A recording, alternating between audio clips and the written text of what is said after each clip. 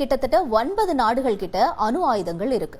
அது என்னென்ன அப்படின்னு பார்த்தோம்னா ரஷ்யா, அமெரிக்கா, சீனா, France, Britain, India, Pakistan, Israel, வடகொரியா இந்த நாடுகள் கிட்ட இருக்கு.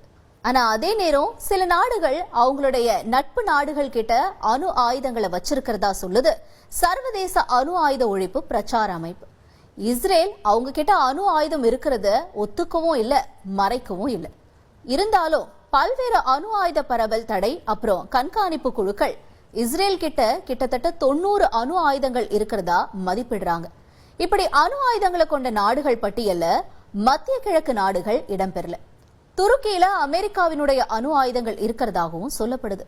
இஸ்ரேலை பொறுத்த வரைக்கும் எதிரிகள் அணு ஆயுதங்களை உருவாக்குறதும் அதை பெறுறதும் அச்சுறுத்தலாவே பார்க்கப்படுது.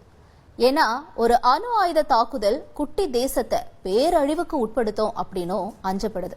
இந்த பயம் இஸ்ரேல பிராந்தியத்தில் இருக்கிற நாடுகளின் அணுசக்தி திட்டங்களை ரகசியமாவும் வெளிப்படையாவும் தடுக்கும் சூழலுக்கு தள்ளி இருக்கு.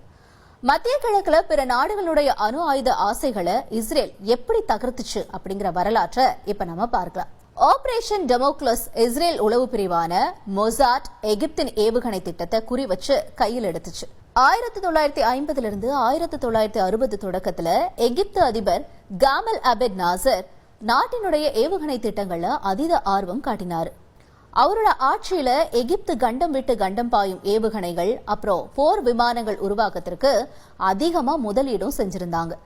இதுக்கு 1960கள பல ஜெர்மன் விஞ்ஞானிகளை பணியில அமர்த்தி இருந்துச்சு எகிப்து வந்த ஜெர்மன் விஞ்ஞானிகள் சிலர் ஹிட்லருடைய போர்க்கால ஏவுகணை திட்டங்களுடைய தொடர்புடையவங்களாகவும் இருந்தாங்க.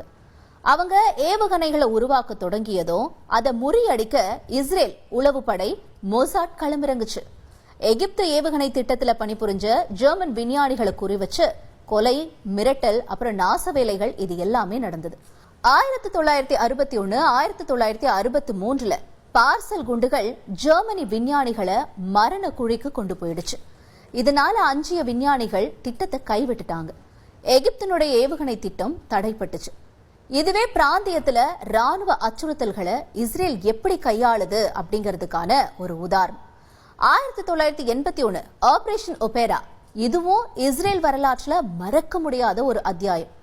1981 ஜூன் 7 ஈராக் தலைநகர் பாக்தாத் பக்கத்துல இருந்த ஓசிராக் அணு உலையில இஸ்ரேல் அமெரிக்கா வழங்கிய F-15 அப்புறம் F-16 போர் விமானங்களை பயன்படுத்தி தாக்குதலை நடத்தினாங்க.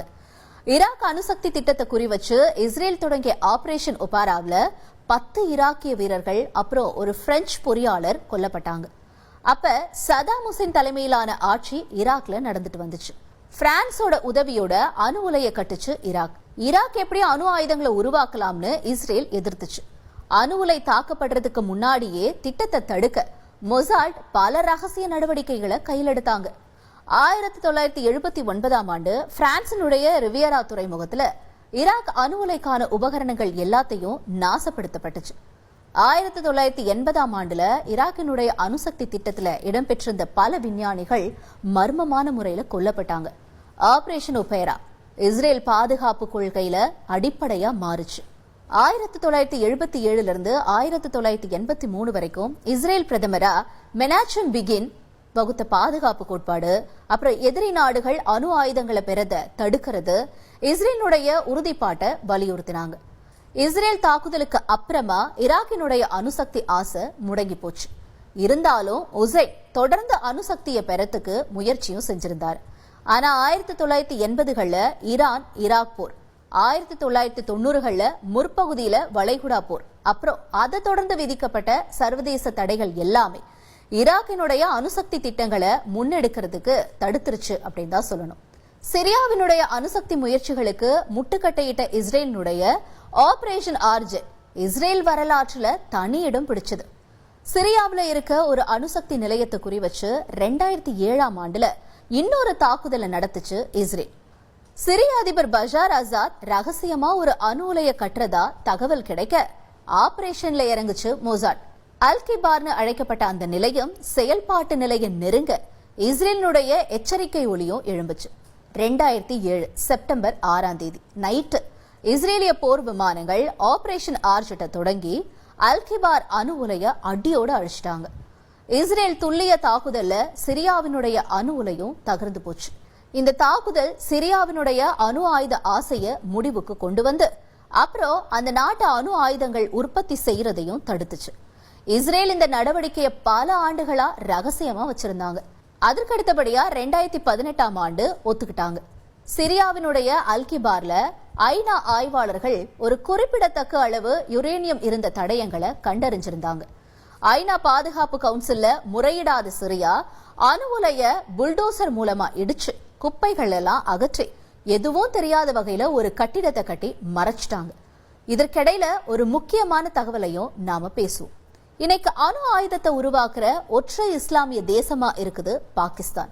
அணு ஆயுத பாதுகாப்புக்கு எந்த கொள்கையும் இல்லாம அதை வச்சிட்டு இருக்கு பாகிஸ்தான்.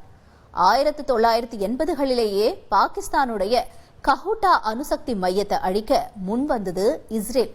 ஆனா அப்ப பாகிஸ்தான் அணுகுண்டு தயாரித்தா அது ஈராக்கு, லிபியா, ஈரானை அடையக்கூடும் அப்படிங்கறதுனால அப்பவே சந்தேகமும் கொண்டுச்சு இஸ்ரேல். இந்தியாவுடைய உதவியோட பாகிஸ்தானோட அணுசக்திய அடியோட ஒழிக்க இஸ்ரேல் போட்ட திட்டம் கடைசியில கை கூடாமலே போயிடுச்சு.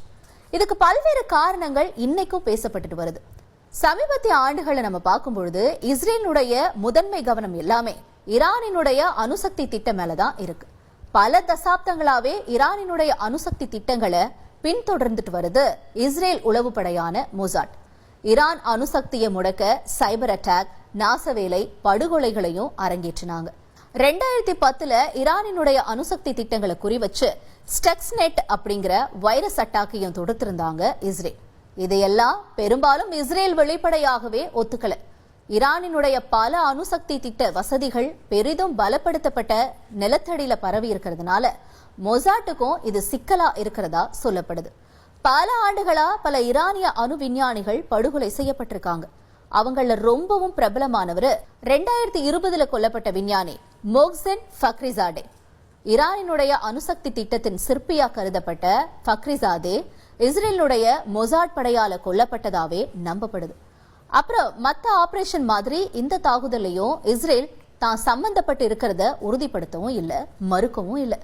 இப்ப நேரடியாவே ஈரானினுடைய அணுசக்தி நிலையங்களை குறிவச்சு அட்டாக் செஞ்சிருக்கு இஸ்ரேல்.